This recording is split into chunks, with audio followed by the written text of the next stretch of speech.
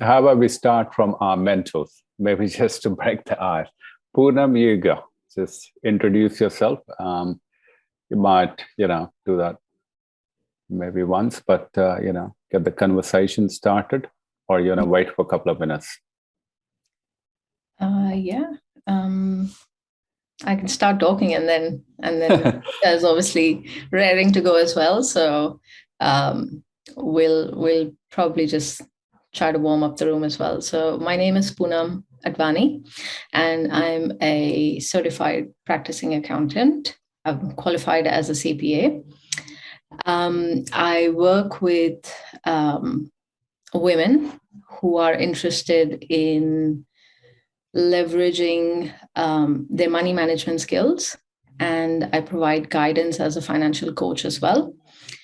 In my free time, I like to write, and I maintain a blog on similar subjects and similar topics. So I write about personal finance topics like managing money, managing debt, cutting down expenses, and I also speak on various forums about similar topics. I'm very excited to be speaking to all of you, and I'm very keen to hear about some of the ideas that some of the entrepreneurs have here, because the feedback from the previous session was also that we've got a fantastic bunch here, very keen and very eager to learn. So yeah, I'm looking forward to learning about your stories and your journeys. So good day, everybody. My name is Pramita. Like Poonam, I'm an accountant by profession. I'm a chartered accountant. I work as the general manager, commercial and finance for the Toll Global Express for their courier division. Pretty excited to be here today and to be in a position to share my knowledge. So I thank Kuma and the whole of Opportunity Australia for this wonderful opportunity for me to share some of the knowledge that I have gathered over my time.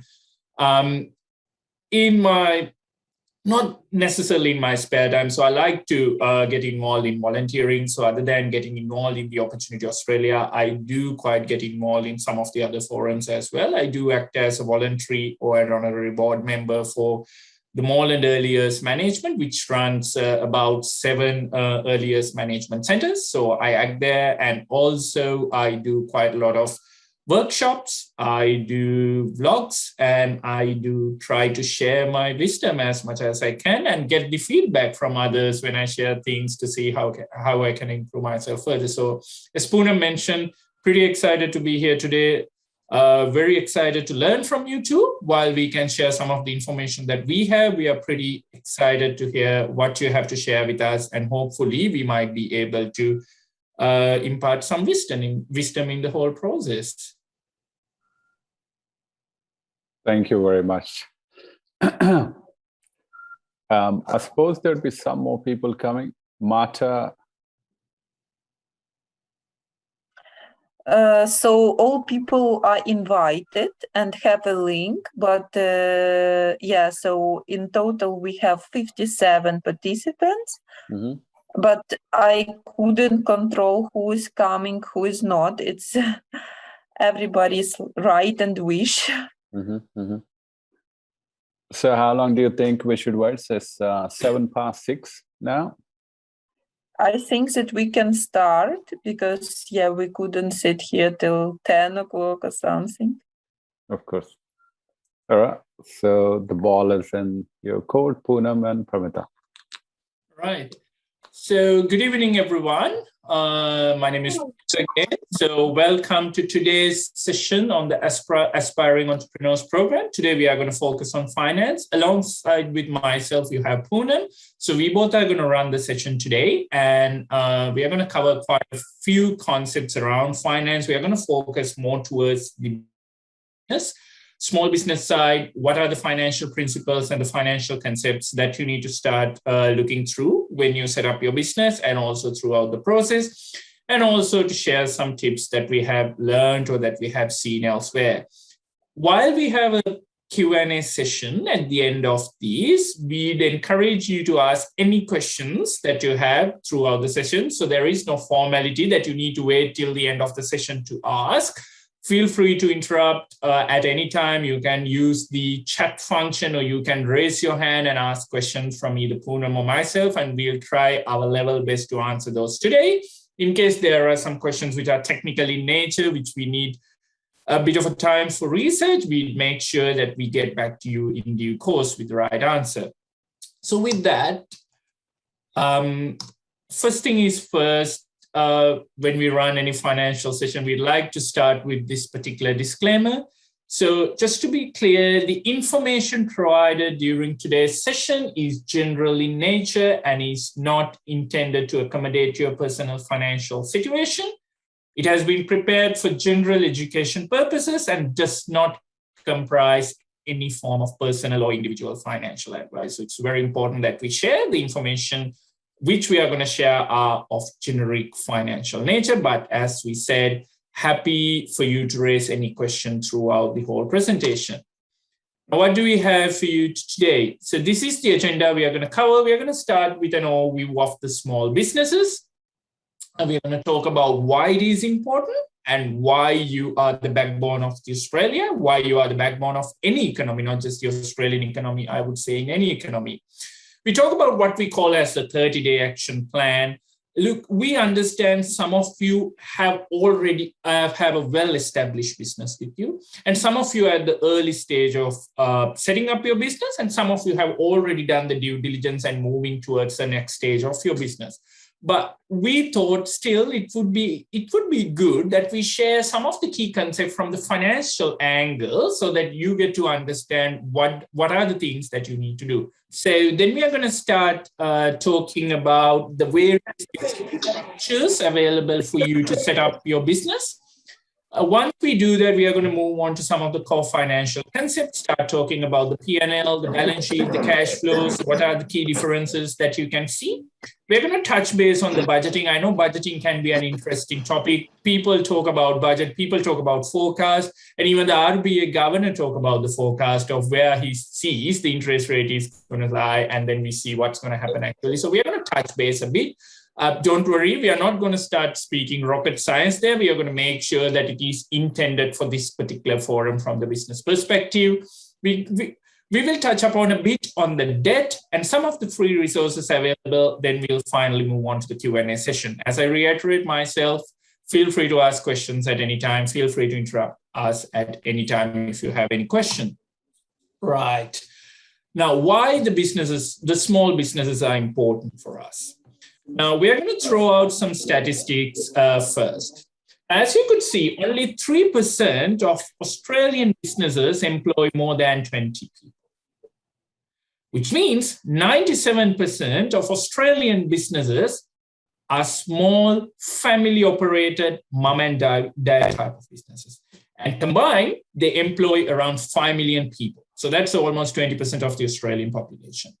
Now, when we talk about who are the largest employer in Australia, it's not the Woolies, it's not the Australia Post, it's not all those big companies, it's you all. It's the small family businesses which employ and operate the largest number of employees across. So they are the backbone. This is not just true for Australia, this is true for anywhere in the world. If you take any country in the world, small businesses are the backbone of their particular country. So in that regard, it's very, very important for the success of the country that you all succeed as business operators. Because if you're going to employ collectively 5 million people, it's not just about the business itself making money, it's about them providing the employment opportunities. And it also helps the economy to grow through those innovative products that they are going to come through. So we want to make sure that everyone understands how important you are to the Australian economy.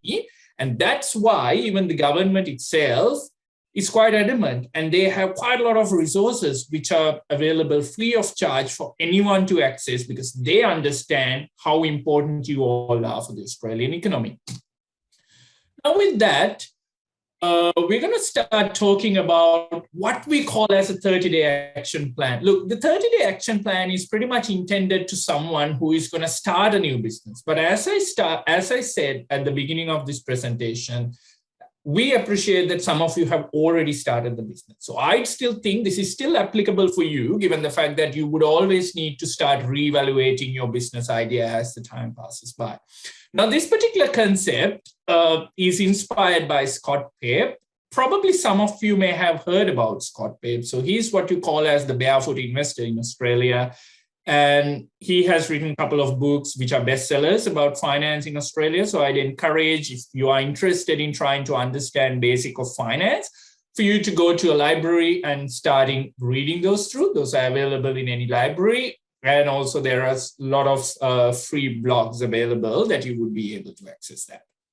Now, even before I move on to the key finance things, I would like to give you one basic principle which one of the most successful businessmen in Australia has once told me. So he has started a small business which has become a multi-million-dollar business by now. So the first principle that he has told me is, Pramita, the easiest thing for any business to do is to spend money. So the easiest thing for any business to do, hands down, is to spend money.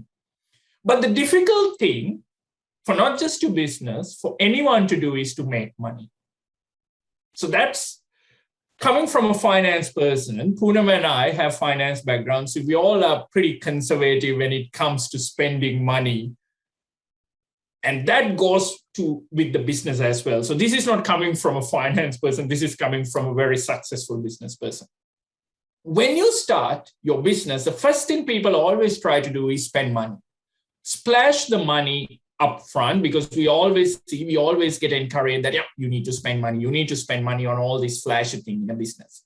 But what we really need to understand is spending is always easy. There won't ever be an upper limit for that. But making is the hard job.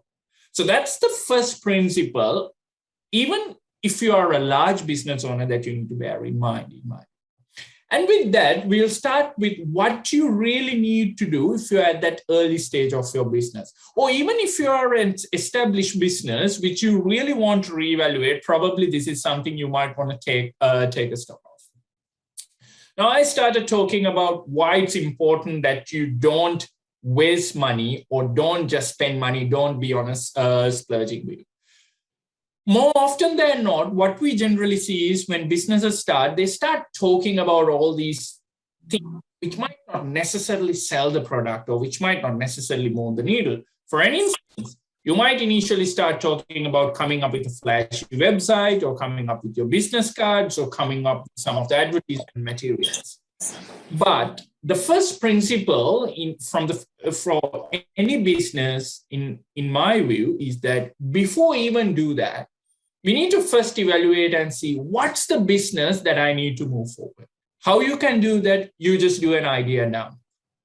So for this particular idea dump, it's not about coming up with a flashy business plan, or it's not about coming up with a flashy or fancy template of talking through your vision or mission.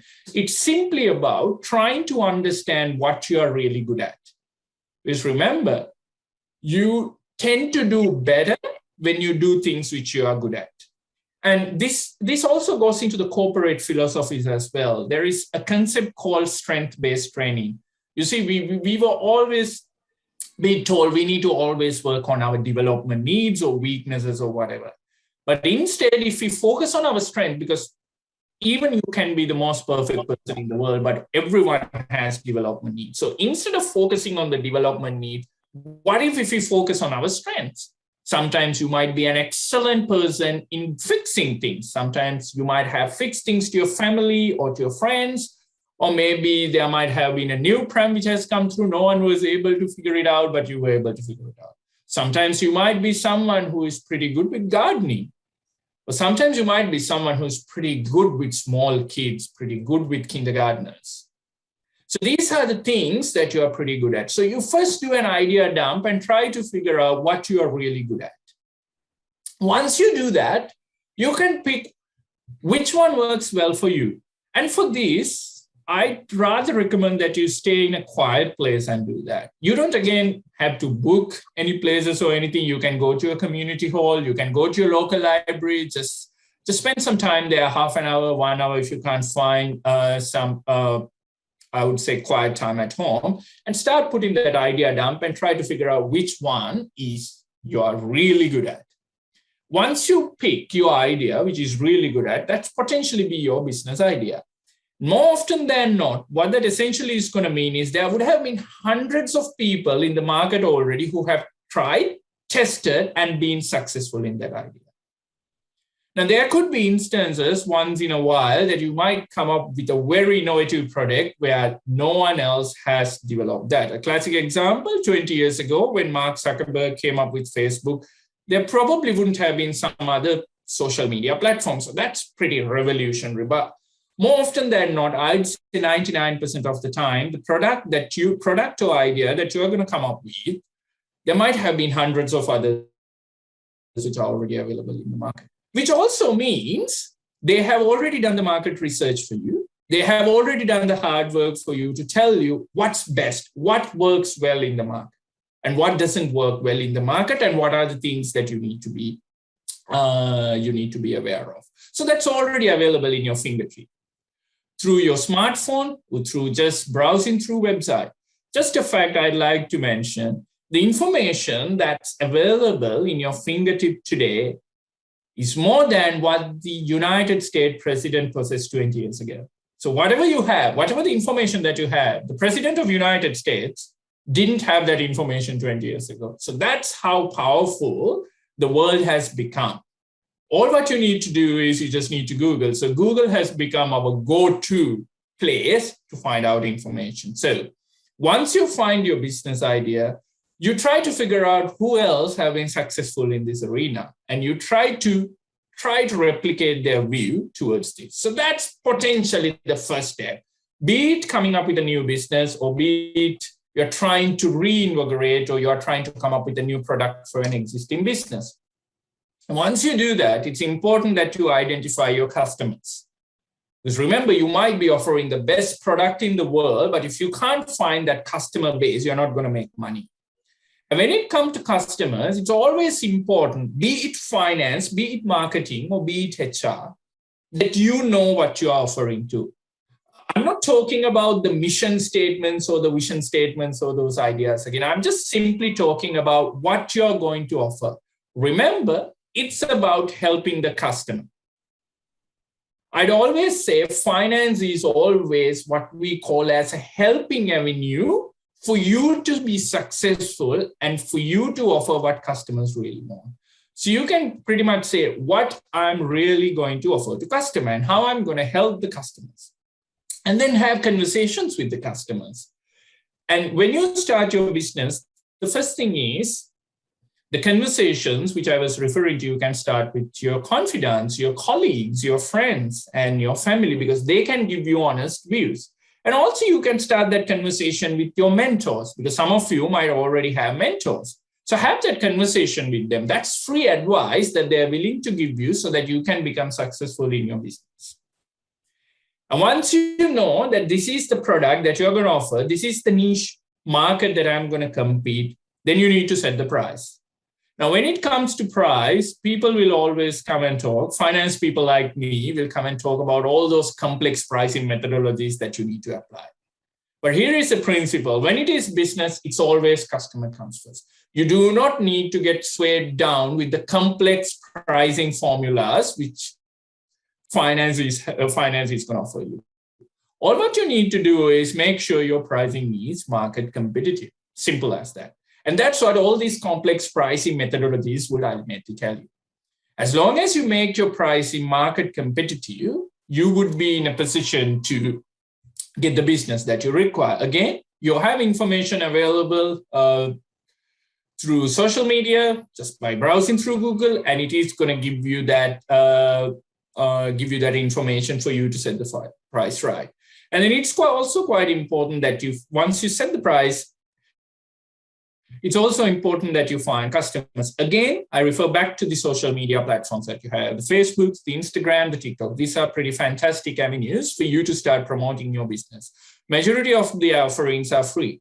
They do have their paid advertisements avenue, but again, I go back to the finance principle, which I mentioned at the start. Although it's not a finance principle, it's a business principle, but still, Always. The hardest thing to do in the world is make money. The easiest thing is to spend money. So always go with the free avenues first before you start spending the money. And keep it simple. It's the most important thing, because at the end of the day, you want to offer a product which is going to help the customers, not to complicate them. As long as keep your product simple, as long as keep your offering simple, that's going to help you to navigate through the market. Once you do that, you can start making the first sale. And if you can make a product or you can offer a service and can get paid for that, congratulations, you have done the hard bit. That means you have a product which people want, which people are willing to pay. So that means you have done the hard thing. And remember, it's again not a finance concept. I think it's more of a common sense principle.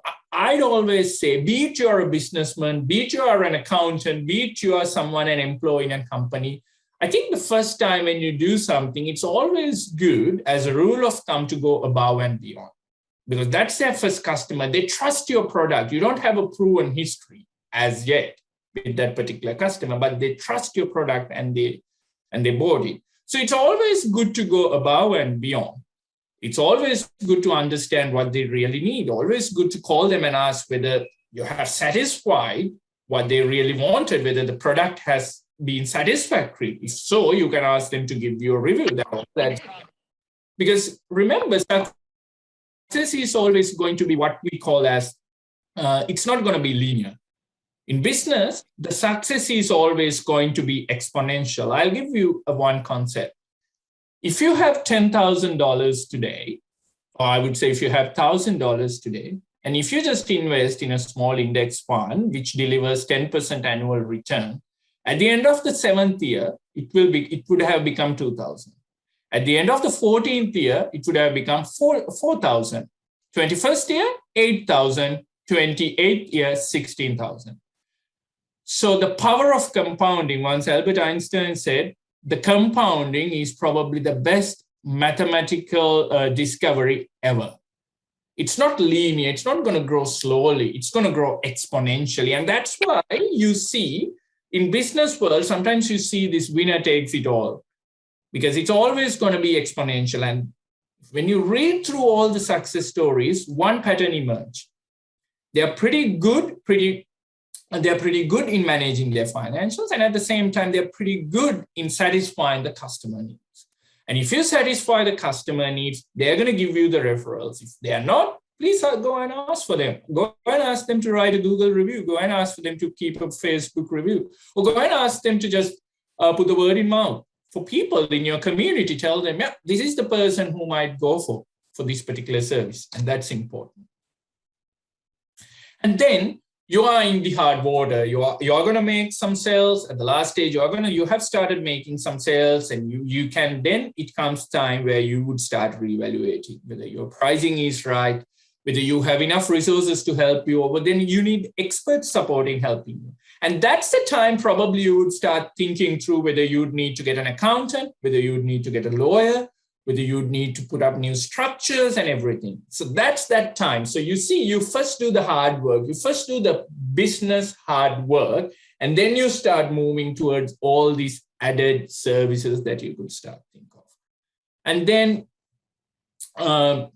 once you do that, it just becomes the flow. Remember, it all goes back to that point of you always have strengths. Sometimes finance might not be a good strength for you. Finance is not a good strength. Whether it's a complex activity or whether it's a simple activity, probably it's worthwhile that you get some help. But as we will continue with this presentation, you might see there is quite a lot of resources available in Australia for you to access freely, and they're ready to help you, like Opportunity Australia. There are other tools which are available online where you would be able to access and you would be able to use. So it's always important that you do the business stuff first, and then get to the rest of the things which are going to help you to be successful or help you to grow your business. With that, I'll hand over to Poonam. Thanks for that. Thanks, Pramitha. That was a very enlightening session. You can't go very far in the investing and the finance world without mentioning Scott Pape, can you?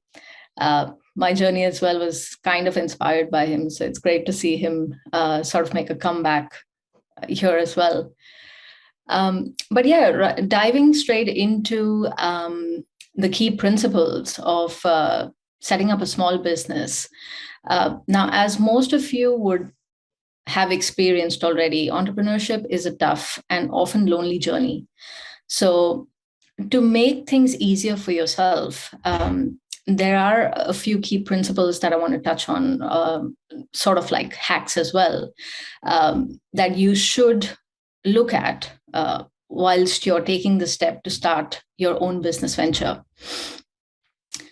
I'm a big advocate for asking for help throughout the process of starting up your own business venture. Prameetha touched on this in the beginning of his presentation as well. And the idea here is that you double down on the aspects of the business that you're really good at, right? So if you've got a products business, so if you're selling a product and you're really good at sales, it makes sense for you to double down on that effort and keep finding new ways and avenues to sell that product. You can leave the marketing, you can leave the accounting and the legal aspects of the business to somebody else.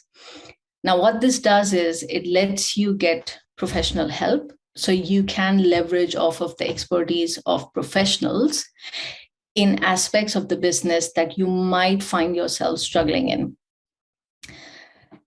Whilst you hire a professional to take care of the bits that don't interest you a lot within the business, you are able to focus on what you can deliver value on. And in that way, both of you win from that particular partnership. Another very simple and easy hack is to keep your finances separate. Now, it's quite essential that when you're starting off your small business or your entrepreneurial venture, that you set up a separate bank account for your personal expenses as well as your business expenses. Most entrepreneurs or small business owners start off their business ventures using their own funds. So this is where this hack sort of comes in handy. And the reason that we recommend you do that is because keeping finances separate allows you to track the cash that flows in and out of your business. It helps your accountants and your bookkeepers during tax time. And it helps you maintain a record which you can use later in the years to project for expenses. You can use those figures to project numbers for your sales and your revenue growth as well. Finally, you've got certain obligations that you have as a small business owner. These could be financial obligations or legal obligations. And the idea is that you've got to be aware of all of these, and either on your own or with help from external professionals, that you find the time to discharge these obligations. There are fines and penalties associated with not submitting these or discharging these obligations on time, especially the taxes from a financial perspective. So always be mindful of what's due, what's coming up, where your obligations are, and try to discharge them in a timely manner. Now, once you have those basics covered, I'd like to talk a little more about funding your business. So as an entrepreneur, you've got various options to fund your business ventures.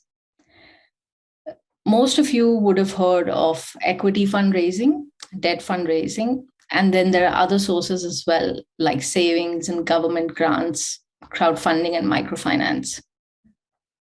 So equity funding is when you sell a stake in your business in return for capital. This type of funding is used to raise capital in the initial period, or at the startup or at the setup stage of the business, or at a later stage when the business is experiencing growth or it's maturing. Now, to raise equity funding, you might have to seek out VCs or venture capitalists. Now, these are usually high net worth individuals or or institutions that have a lot of money and are looking for brave and bold business ideas to invest their money in. So if you're aware, or if you would like a reference to equity funding, I hope you can catch an episode of Shark Tank, because that will get you across the concept and the idea of equity funding pretty clearly. Next up is debt financing, which is one of the traditional ways of raising funds for starting a business. You reach out to financial institutions like banks for business loans. And once you've submitted your application and the bank has done its due diligence and given you the go-ahead for the loan, you are advanced funds that you can then use throughout the life cycle of the business as and when needed. You have to then, obviously, as any loan would work, you would have to pay back the capital and the interest over a period of time. Now, this is quite common, and you can leverage the wide network of business bankers that the big four banks in Australia have.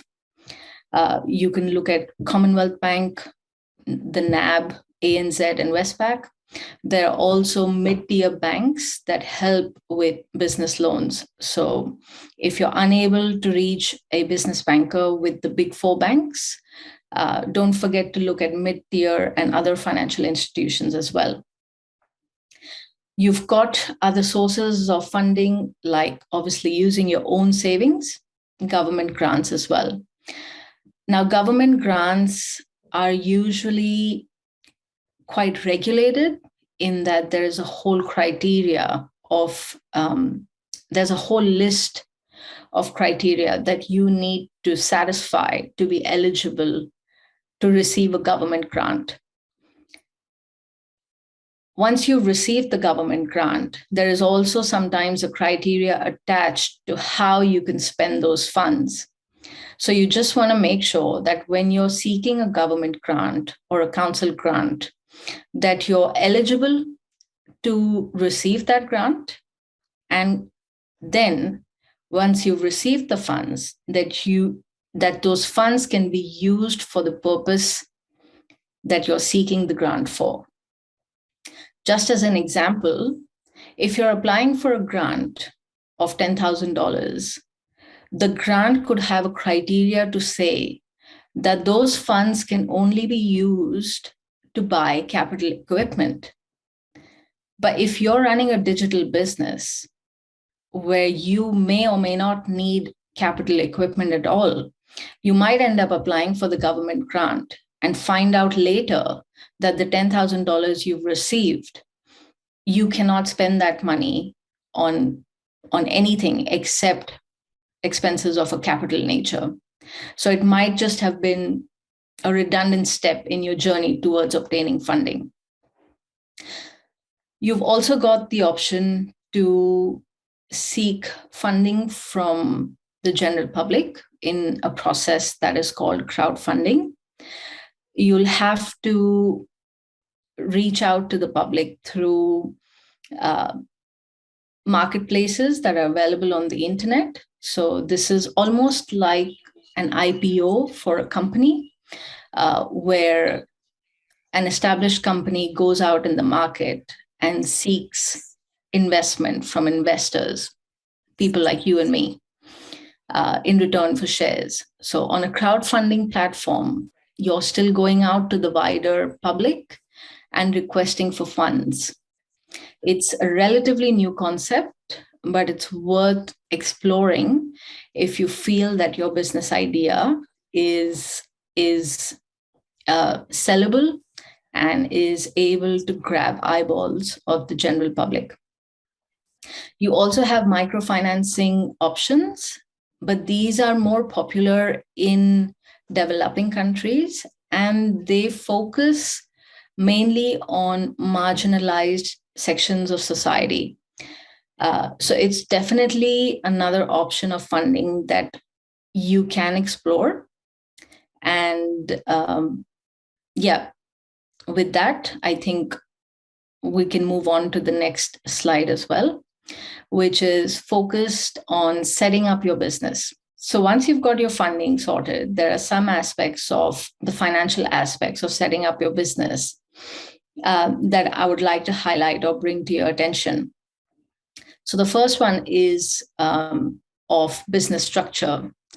Now, I will talk in a bit more detail about business structures in the next slide. But from a high-level perspective, there are 4 business structures available to you and your business in Australia. You can trade as a sole trader. You can trade as a partnership, a company, or a trust. I'll go into more detail about each business structure in the next slide, but I'd like to talk to you now about licensing and registration. So first things first, before you start your business in Australia, you want to go and look for and apply for what we call an ABN, which is the Australian Business Number. Now, the process is relatively simple, so you can give it a go all by yourself. You need to log on to the Australian Business Register, which is the website, and submit an application for an ABN.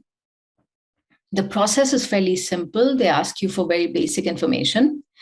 And if everything falls through, or if everything goes through correctly, the ABN number is issued to you within a couple of business days. So it's worthwhile starting that process straight away once you have an idea of what business you want to set up and what business you want to operate. The ABN number is a unique number that's attached to your business, and it appears on many official documents. The most common one being a tax invoice. So if you're already trading and if you already have your business set up, in your communications with suppliers, if they're Australian, you would have seen that their invoices come with what is called an ABN number. Next up are licenses for your business. So depending on what sort of a business you've got going, whether it's a services business or if it's a products business, you might have to apply for certain licenses. Now, bear in mind that licenses, of course, will cost you money because you have to apply for them. But there might be further requirements to obtain licenses. As an example, if I wanted to provide accounting services to small businesses, I would need to have my license, the CPA license. I would need to pay an institution like CPA or CA or IPA the fees to issue that license. But beyond that, I also have to complete other requirements like studying for that license. I have to study and I have to fulfill work experience requirements as well before I'm eligible to get that license. So it's worthwhile understanding what the requirements are if you're setting up a professional services business, because it can take you a long period of time to be able to obtain that license. Similarly, for an import-export business, you might need several different sorts of licenses that may take anywhere from 3 weeks to 6 months. So it's worthwhile checking what the waiting time is, what the processing time is, and what the requirements are for obtaining these licenses. Then you also have the option to register your business with the council. Now, what this does is it helps you as a business owner put your business out there for the public to see. It's a way for you to attract different customers because there are people who will reach out to the council to ask for information about what sort of businesses exist in the localities. It is also a way for you to network with like-minded business owners who are within the same industry as you or in complementary industries as you. So you can always establish a referral program or a partnership with those businesses as well. Registering your business with the council is also essential because it can form a part of doing business, a mandatory requirement of doing business in Australia. So take, for example, running a foods business or a food hospitality business from the comfort of your own home. You might have a home kitchen in which you prepare your meals and then you distribute out to the community. You might have to register that home kitchen with the council. There is an entire process that takes place, but it is one of the requirements for you to be able to serve food outside that your business is registered and is approved by an OH&S inspector. So there are a whole bunch of licensing and registration requirements that come along with business setups, and it makes sense for you to be across that before you go ahead and set up your business. Then, of course, you have business costs. Now, as a business owner, you're probably aware of some of the costs that are associated with your business. But if you're just starting up, you might want to research on what we are calling setup costs, which is possibly a one-time cost to the business. And then there are ongoing costs as well. Say, for example, you're running a digital business. Setting up a website is a one-time cost, right? So you're going to have to pay somebody to do that for you, or at the very least, if you're doing it all by yourself, you're going to have to pay a hosting company. You're going to have to buy web space, I guess. So those are the kind of costs that will come through in your digital business as setup costs. Your ongoing costs are expenses like rent and electricity, phone bills, any fees, licensing and registration fees that you might have, insurance premiums that you might need to apply for, that will make up a part of your ongoing costs. You've also got hidden costs, which are costs that may or may not appear on your profit and loss statement. And a classic example of a hidden cost is inflation. Inflation is the depreciating value of a dollar. It's the silent tax that has the ability to impact your net profit and your profit margins when you're running a small business. So it's always worthwhile to be conscious of the fact that there may be hidden costs associated with your business that as an entrepreneur or a small business owner, you may have not thought of at the very beginning. So coming back to your business structures, thinking back to the slide, we mentioned that we've got 4 business structures. You've got the sole trader, you've got the partnership, you've got a company, and you've got a trust. So in terms of complexity and ease of use, a sole trader, so you're moving from left to right on the slide. So a sole trader is perhaps the easiest business structure to set up, whereas trust is the hardest, right? This is relatively speaking, it's a comparison. So starting at the beginning as a sole trader, it's relatively simple and cheap to set up.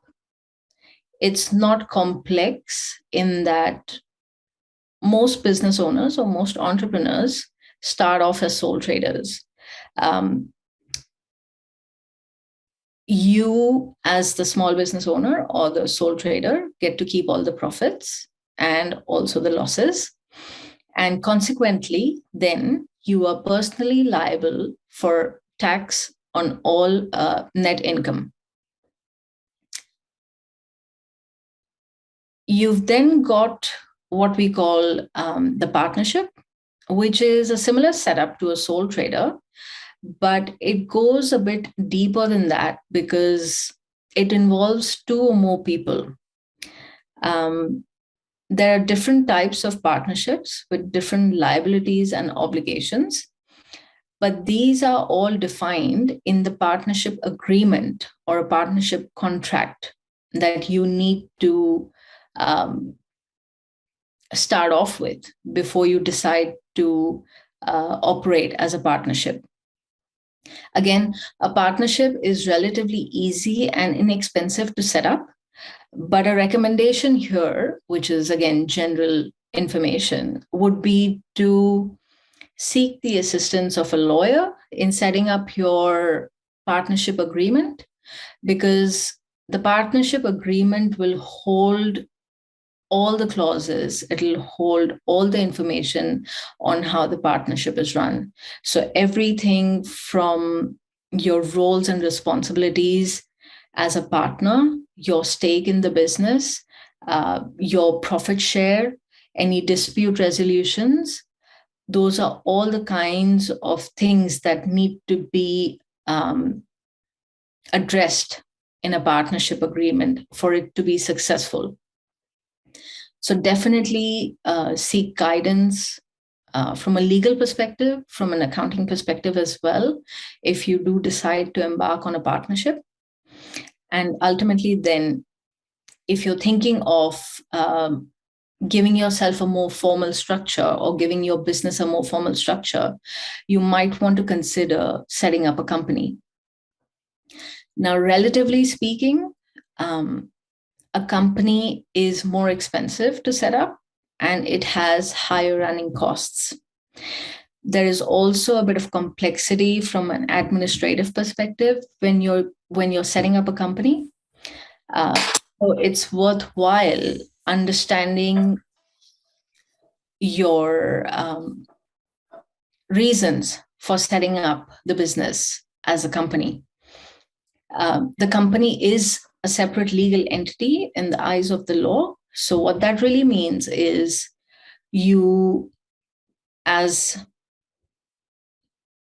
an entrepreneur, is different from a company. The company, you aren't liable for the company and vice versa. So say, for example, your company was to go bankrupt. Creditors and third-party service providers couldn't come back to you as an individual and ask that you pay up the bills that are outstanding on the company's name. So there is a clear demarcation of obligations and duties as far as the company is concerned. Also, the tax that a company pays on its profits is treated differently and has a different treatment to it than when it is paid by a sole trader or a partnership. And then finally, what you've got is the trust setup. Now, this is a bit more complex and it's a bit more expensive to set up. And it generally appears in the later stages of a company. So towards the maturity and towards the phase where it's a mature business and it's generating enough cash flow and it's continuing to operate without any problems and hiccups. It would be wise to seek the assistance of an accountant or even legal to set up a trust to see whether there is need for the business to be set up within the trust business structure. Just as a very high level overview, within the trust setup, you've got a trustee and you've got the trust beneficiary. So the trustee is liable for the business and the way it performs. And the trustee is also the one who decides who decides how the business profits are distributed. The profits, when they're distributed to the beneficiaries, are taxed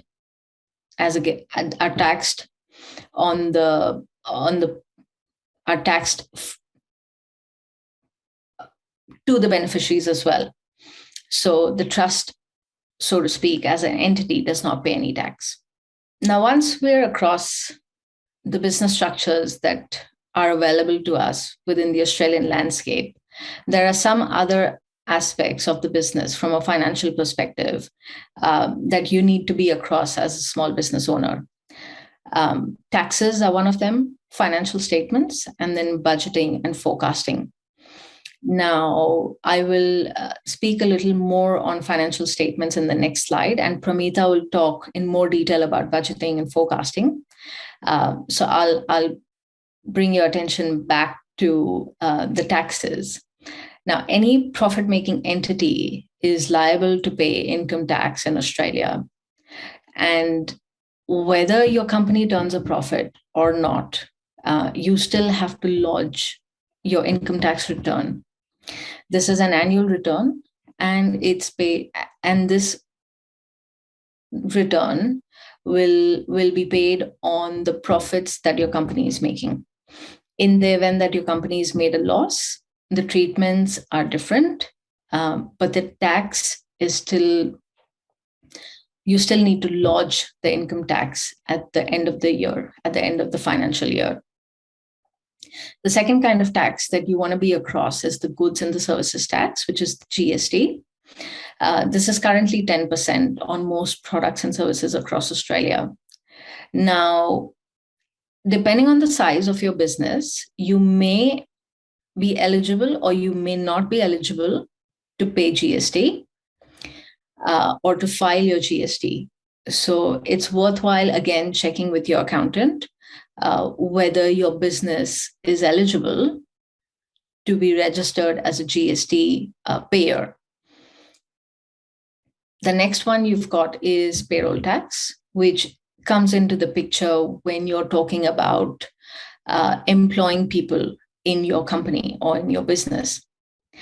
Now, payroll tax is a tax that is requested or is enforced by the state or the territory. So it depends on where your employees are based. So if your company employs people across Australia, chances are that you'll have to pay the payroll tax for every state that your employees are based in. Moving on to the financial statements. You've got the three financial statements, which is the profit and loss, the balance sheet, and the cash flow, which forms an integral part of any business venture.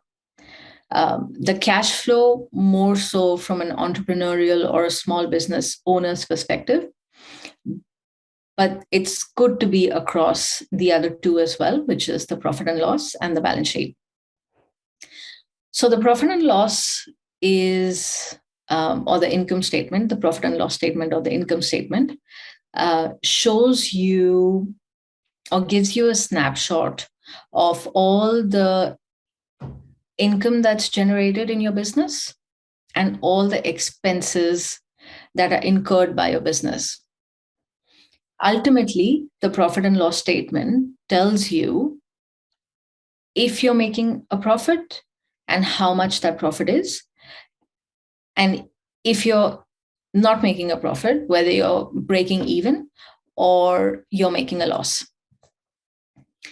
The profit and loss statement can be set up for any time period. So for a week or a month or half a year, quarter, annually.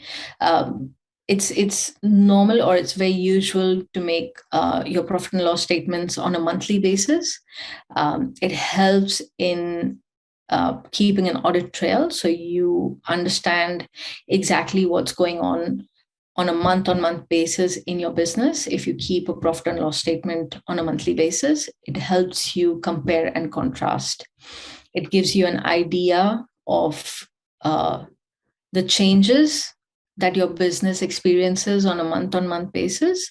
So it's definitely recommended that you create a statement or that you seek out an accountant who can help you create a profit and loss statement for your business. The next financial statement that you should look at or that you should be across is the balance sheet. Very simply put, a balance sheet is the statement of assets and liabilities and owner's equity, or the capital of a business at a given point in time. So items like equipment, which is a capital expense in nature. If you're in a manufacturing business, all the equipment that you purchase will appear on the balance sheet. If you've taken out a loan to purchase that equipment, that loan will appear as a liability on your balance sheet. So it's good to be across the balance sheet of the business as well, because it gives you a snapshot of what's going on in the business, and ultimately the movement in capital as well of a business. And ultimately, as a small business owner, or from an entrepreneur's perspective, it's very important that you're across what we call the cash flow statement. Now, very simply put, the cash flow statement is, as the name suggests, a statement that tracks the cash that's coming into the business and that's going out of the business. As an entrepreneur, you want to be across this, because at the starting point of a business is crucial. A business needs to be cash rich, or at least be making enough money in cash to be able to pay for all its bills and expenses. The starting point in any business is the most difficult time for a business, because creditors are generally reluctant to extend credit terms, which means all the bills fall due and are payable in cash. And the cycle can mean that if you aren't making your sales as quickly as you're paying your bills, your business can suffer as a result of that. So it's quite essential that, from a business owner's perspective, that you keep a tight hold on the cash that's coming in and flowing out of the business. And with that, I'd hand this back to Pramita, who can talk more on the budgeting and the forecasting aspects of the business. Thank you, Poonam. Poonam, before I move on to that, you have a question from one of the participants, Natalia. Yeah. Do you want to take that first, or do you want to take it at the last? So I'm seeing that Natalia is asking about license and registering the business with the council, and if there are any related fees for it. So I'd suggest that you seek the advice of an accountant who will be able to assist you more, or towards the end of the presentation, we're talking about some free resources that are available to small business owners. Now, the reason I redirect you to those resources or the accountant is simply because the costs associated with licensing and registration differ from business to business. So without actually having the information about the nature of your business and what your products or services are, it's very hard for me to make a generalized comment about what the fees would be, if any, for that business. Thank you, Poonam. I'll move on to the next slide, which is on the budgeting. Now, before we talk about the budgeting and forecasting, I'd like to put things into perspective. Now, in the world of finance, we have seen people make forecasts, people make budgets, and they turn upside down within a matter of hours.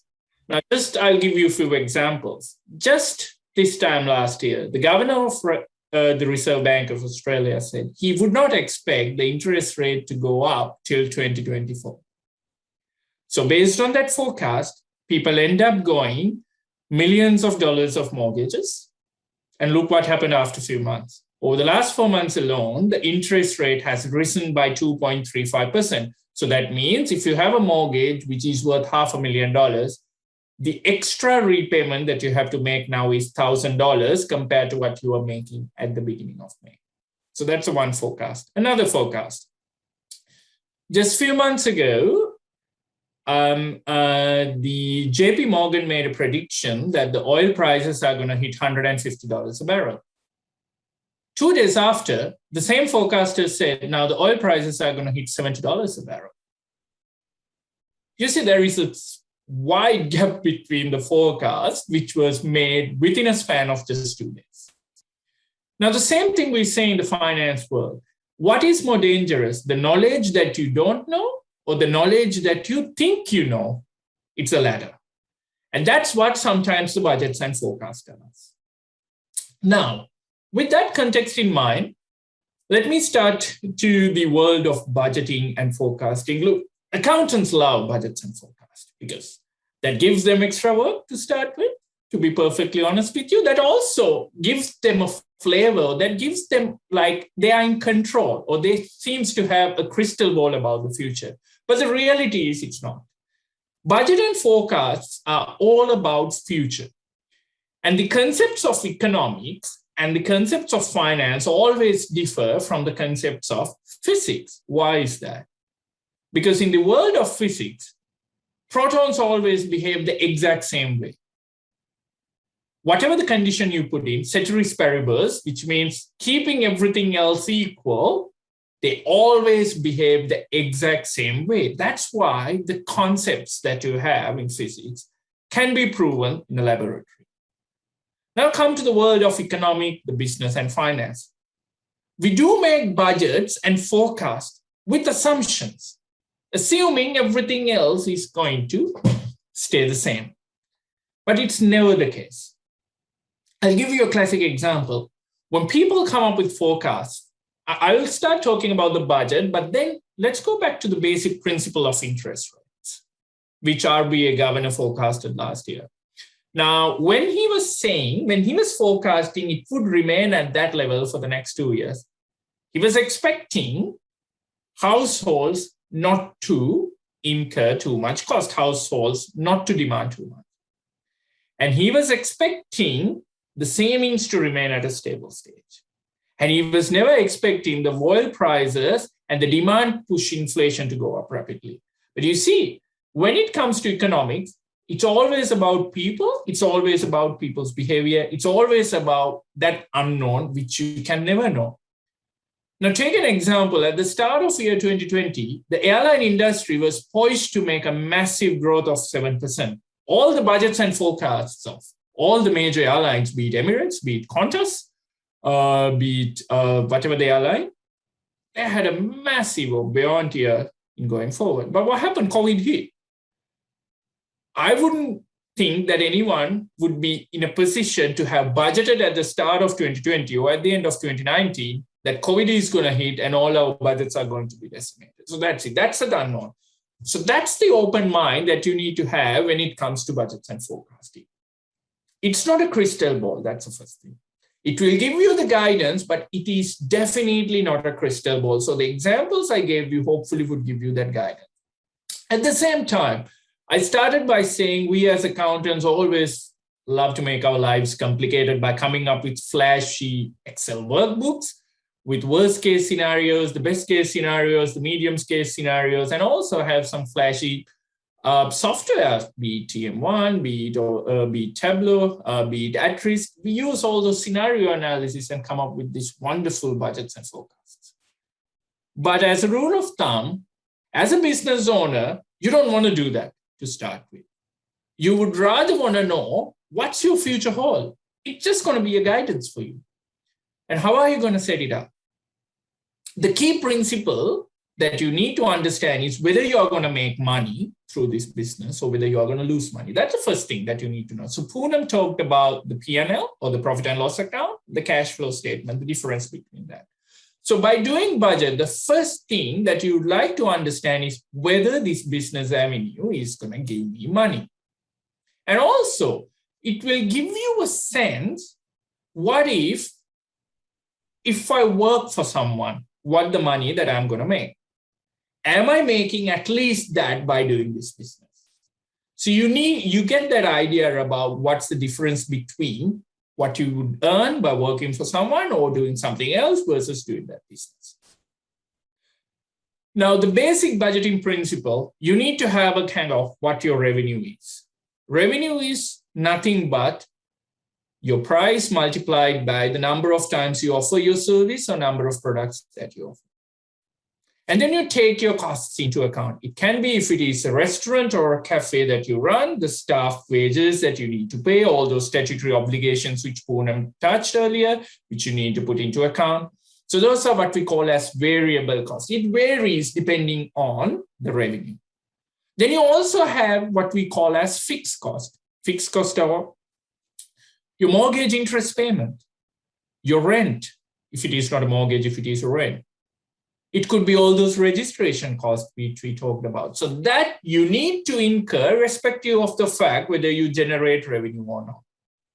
So all these will tell you what's the net figure, what's your net dollar amount or the take-home pay that you take into account. This will also tell you what the tax you need to pay if it is applicable. So you might not want to make it too complicated when it comes to budgeting. All what budget does is tells you for the next year, next 2 years, next 3 years, what it is going to look like. As I said at the start, budget is all about numbers just out of thin air. So you can say, okay, what's my profit is going to be if I sell 10,000 units? Fantastic, you're going to be a millionaire. But it also needs to be a bit realistic. Let's say in the last year, which was just completed, you made just 10 sales. It would be a bit unrealistic for you to think that you're going to sell 10,000 items of the same in next year, unless, of course, something radical changes. So while the budgets are not about past, it's always good to give a reference to the past. And what are the actions that you're going to take in the next year, which will help you to achieve those numbers? Because this will also help you when it comes to financing, which we touched about earlier. Because that will tell you what your prospects are going to be. And what's the difference between the budget and forecast? Budget is what you set at the start of the year for the next year, next 2, 3, whatever the years. Forecasting means the middle of the year or after 3 months down the line or 4 months down the line, you evaluate your actuals because you have already made sales. Based on that, whether the original budget I came up with is going to hold true or whether I need to revise that. For an instance, I go back to the example of the airline industry. They may have had a brilliant budget at the start of COVID or at the start of year 2020, going to make billions of dollars, but then the COVID hit. Obviously, the forecast means now the budget is wrong. I need to now put down my budgeted profit number to 0 or maybe a loss. So that's a forecast. That's a difference. So forecast is you take information as and when they arrive and you update your numbers. And this is even true for your personal financing. Now imagine I go back to the same example of mortgages because mortgage is quite intricate or even the associated rent is quite intricate for most of us. Now, if people are going to take mortgages on a variable rate, we'd always think it's not the rate that you are taking now what matters. It's what the long-term rate what matters. Because if it is a mortgage, it's always going to be 25, 30. The rate, which was at 1.8% or 1.9%, which prevailed just a few months ago, was historic low. It's never going to be there over the long-term period. All what's going to happen over a long-term period is what's your average mortgage rate, which would be that plus maybe another 3%. So that's the rate which you need to take into account when understanding what would be the expected mortgage repayment I'm going to make over the longer term. And that will give you that buffer which is needed rather than needing to be in a finance stress. The same applies with when you do the pricing. Let's say you come up with an extraordinary product that you are the only player in the market, or there are just 3 to 4 players in the market. So you might be able to make super profit at the start because there is lack of competition. But more often than not, what's going to happen is competition is going to creep through and your margins are going to go down. So it's always better that you look for future looking up the long-term margin. Classic example, Facebook. When Facebook started, it started growing. It was never ending. It kept on growing. But look what's happening now. The Facebook growth has stalled, so has their share price. because there are other social media platforms which have eaten up their market share. The same with if you take Netflix. Netflix subscriber base started growing immensely, and it grew exponentially during the COVID. But now what's happening? It has stalled, and sometimes it's coming down because the competition is picking up. So it's always a good idea when you look at the budget that you start taking the holistic account. And as I said, there will always be the unknown, which you will never be able to budget, which you will never be able to forecast. That is a concept we call as the black swan in finance. Black swans are not readily seen all the time. And we say that's not something you would always be able to forecast and that you would always be able to see. So that's a pretty idea about the budgeting loop. It can be done easily if you keep it quite simple. But as and when your business structure develops, as and when your business grows, and as and when the various structures that you are going to implement are going to evolve. For an instance, Poonam touched about the sole trade all the way to companies, so the trust. So if your situation gets complex, it's always worthwhile you get the professional help to help you out with that. Now, I touched upon borrowings earlier. Now, is borrowing bad? Obviously, there is nothing called free lunch. When all the financiers offer you products saying that, yeah, it's free, it's interest-free installment or whatever it is, it's interest only or interest-free for the first 6 months, it's never free. Why? Because that will always be caught up. That industry of borrowing and lending has always a zero-sum game, always for the consumers. So is borrowing bad? So you shouldn't borrow at all. That's not what we are saying. Look, borrowing can be bad if you're on a continual spiral of borrowing. And if you borrow for consumer goods, which is, let's say, you just borrow just to buy an iPhone, it's just consumer good. I'm just giving you an example. I'm not saying whether you should do it or not. That's not for me to say. I'm just giving you a few examples. But let's say you are doing a business. Let's say you have started a catering business and it's doing pretty amazing. And over the last year, your customer base grew from 10 to 50. And now you need to start at one particular place and you don't have enough money to buy or even to rent those places or buy those state-of-the-art equipment. And you know for a fact that your business is going to grow. Then whether your options could be, we talked about the venture capital or the equity, or borrowing could be another option. If that's the case, probably borrowing is not a bad idea. But it's always, when you borrow, you need to always start thinking through whether I'm in a position to pay. Now, again, go back to the personal financing side of it, of the borrowing. Now, as you know, when you go for a bank, asking for a loan, they always evaluate your credit worthiness. Why? They give you this money up front, but they need to make sure that you are in a position to pay you back. If they don't do that, what's going to happen is what happened in 2008, the subprime mortgage market crisis, when people just ended up borrowing and they are not able to settle it back. So that's why now the rules are quite stringent, where banks really need to evaluate whether they are going to borrow. Classic example, if it is a mortgage, they always make sure your mortgage repayment is around that 30% mark of your income. Why? Because they don't want to be in a situation where you are going to get mortgage stressed. So I think you yourself can apply the same principle into your business. When it comes to these, you always need to think, is this an appropriate level of borrowing? Again, I go back to the first principle, which I said, the easiest thing in the world is to spend money, but the most difficult part is to make them. Now, the last thing you want to do is you borrow money and you splurge them without investing in a cash-generating business idea or a cash-generating item, because that means you have to find another avenue for you to start paying that money back. So it's always a good idea to start thinking through properly on that. And in that front, you can go back to the accountant, and I'll come up to some of the free resources that are available, which you can easily use. With that, the golden question or the $1 million question, do you always need an accountant? Look, Accountants are a fantastic bunch of individuals who would be able to help you out with your finances. But it might not necessarily the case that you will always need to use an accountant, because they don't come free. Accountants will obviously charge you like the lawyers, like any other professional that you are going to hire. Now, as I said, these small businesses are the backbone of any country, including Australia. So there are a wide variety of free resources available in your fingertips, at your fingertips. All what you need to do is just Google. Classic example, if you want to do your taxes, probably you might be aware that ATO, the Australian Taxation Office, has a tool called MyTax, which you can even apply in their web, which you can even use through their website or through an app.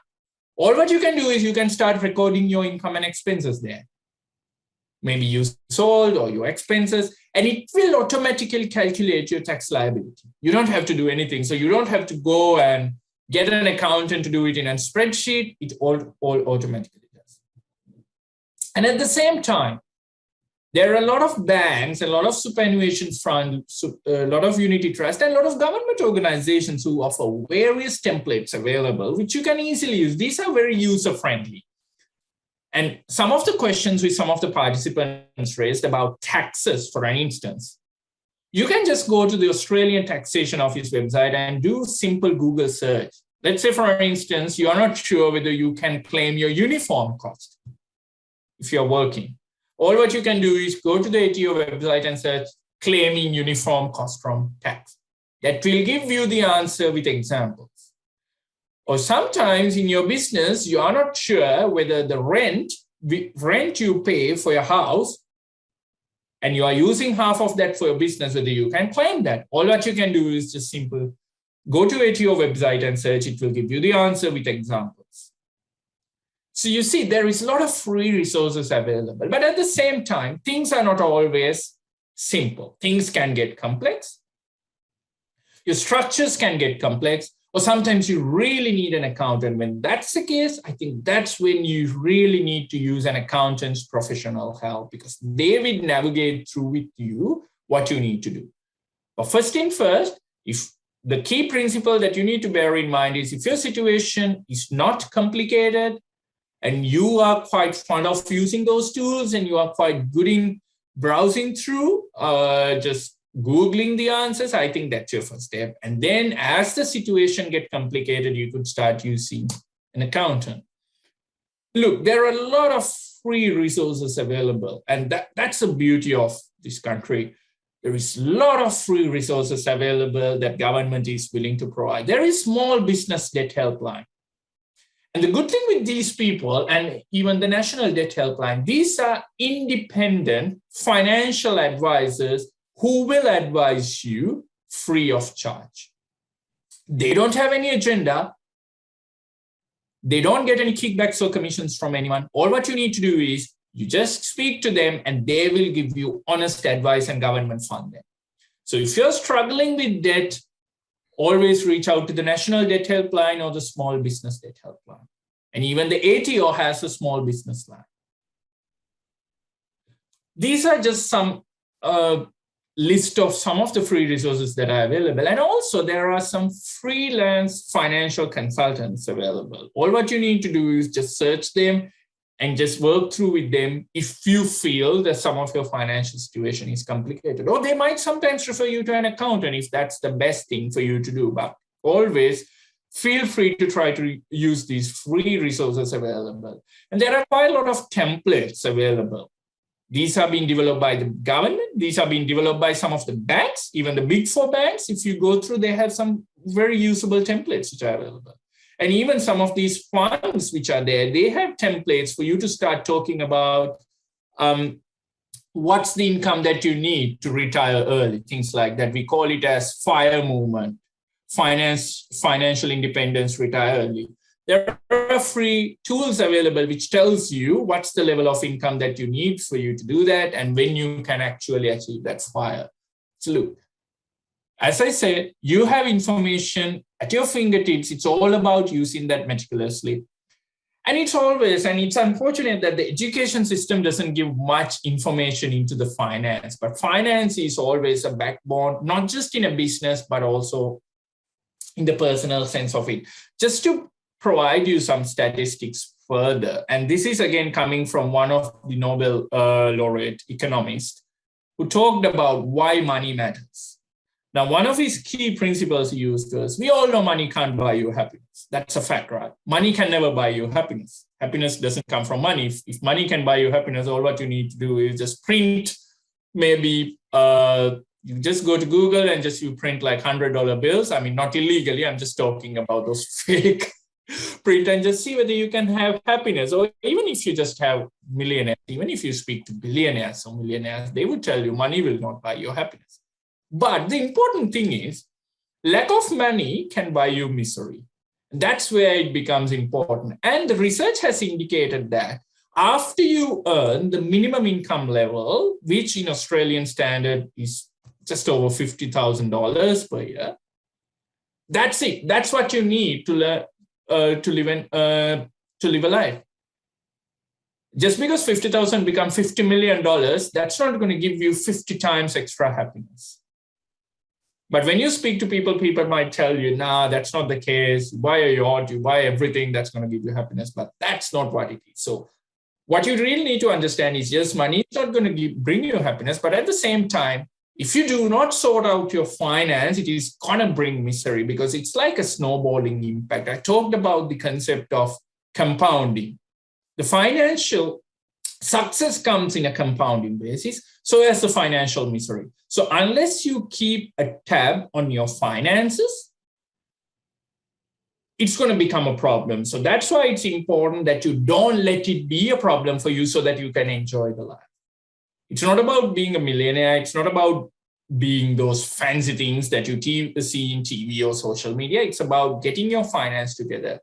And the key principle is, you keep up with the fact that you first make money and then start spending, and also you start using those free resources that we just talked through, and you start talking through to people if you need help, so that you could start growing your business while the money matters are also taken care of and it is not hung out to dry.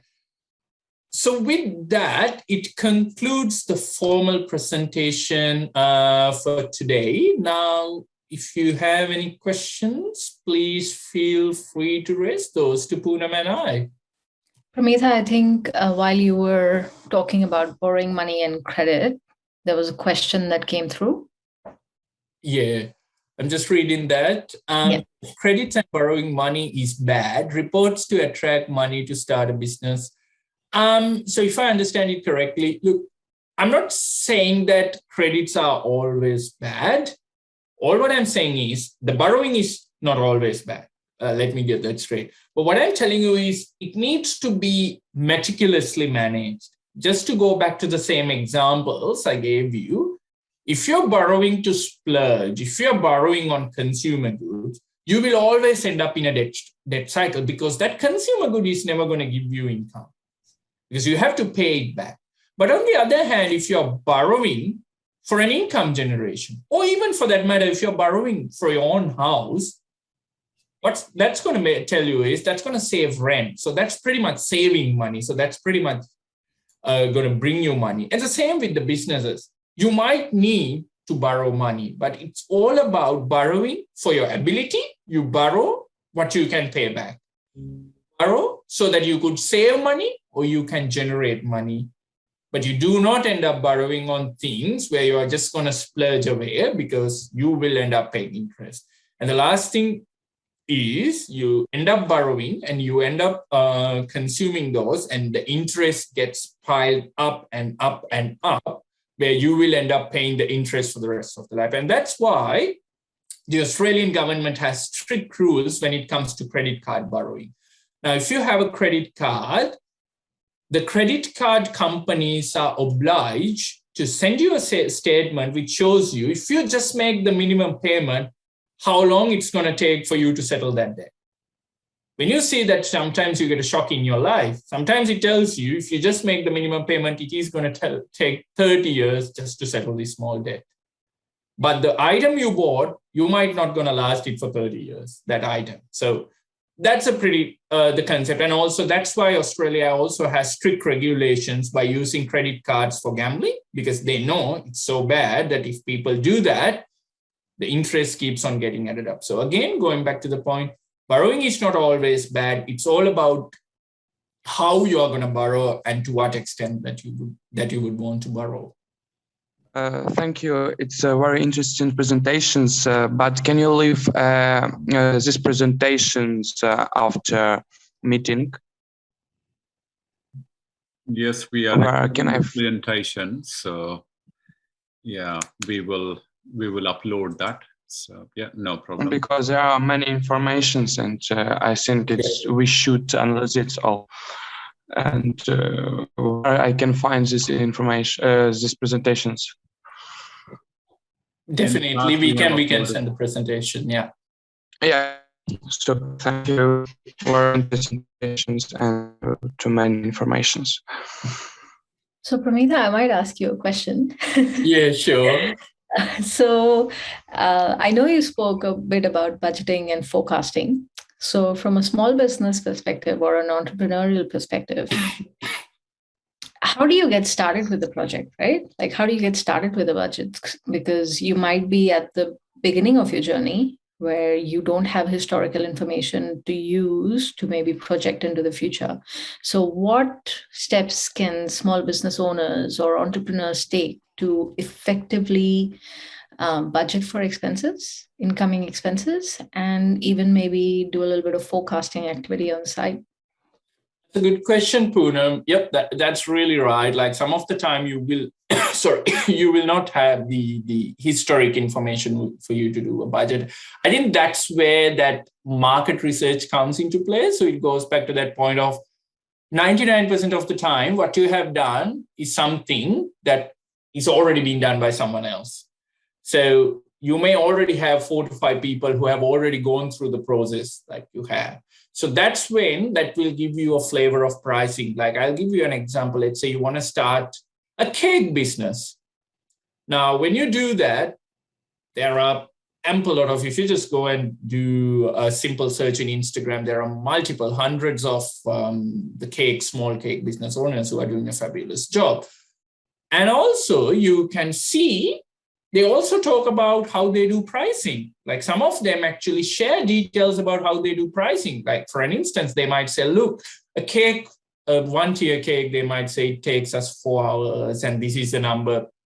This is the dollars per hour that I put for my pricing. This is the cost I do. So if that's the case, you could potentially use that as your basis. As an example, let's say for that, you're going to end up charging $150. So we are going to say, yep, $150 for that. So I may end up making 20 cake for the next year. So you multiply 20 by 150, just because, as you said, they may not have enough information. And budgeting is not about a crystal ball. It's about giving you a guidance. So you multiply 20 by 150. And in terms of the cost, you know what the cost it's going to take. And also those research that you're going to do will tell you, okay, if it is 150, you're going to charge maybe it's going to cost you $120. They might say the flour costs you this much, the electricity costs you this much, the cake board, the cake boxes and everything is going to cost you this much, the toppers and others are going to cost me this much. So you put those things and you say that, yeah, so it's going to give me a margin, we call it, of $30. Probably you may end up paying a tax if you exceed that the tax threshold. So you deduct whatever that tax percentage and it gives you that. So it's all about, if you don't have that historic information, you see what's the market competitors charge, because more often than not, you will end up charging around the same rate so that you can remain competitive. Absolutely, that makes perfect sense. So if we don't have any other questions, probably we can give back few minutes back to everyone's diary. I know everyone might have some exciting evenings ahead. So thank you very much on behalf of Opportunity Australia and on behalf of Poonam as well. Thank you very much for your participation today. We really enjoyed sharing our knowledge, and I can see some of you have put comments for us. So thanks a lot for your kind words. It means a lot for Poonam and I.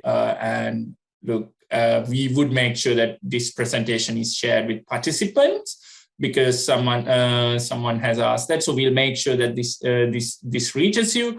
And look, at any time, feel free to reach out to us, or feel free to reach out to Kuma or Opportunity Australia. They're doing a fantastic job in reaching out and making sure that people are educated on this front. And thanks for the opportunity to deliver this presentation today. Thank you very much. Thank you very much for delivering, Poonam and Pramita. Thank you. Thank you for having us. And yeah, no problem. Our pleasure. And if in case you have any question, as Pramita rightly said, do get in touch with us. And we would love to answer your questions. Not everything has to be answered tonight, and you can think about it. You can look at the presentation later on. As per the past, we'll upload this presentation on our YouTube channel, so keep an eye out on that. We'll notify you of that as well. And we'll keep the conversation going. So don't worry, if you have questions later on, we'd be very happy to answer that. Thank you very much. Thank you, and all the best with your small business ventures. And I'll see you all next Tuesday in person to talk about sales and presentation, sales pitch, and Tosin will talk about grant writing. So see you next Tuesday. Have a good night.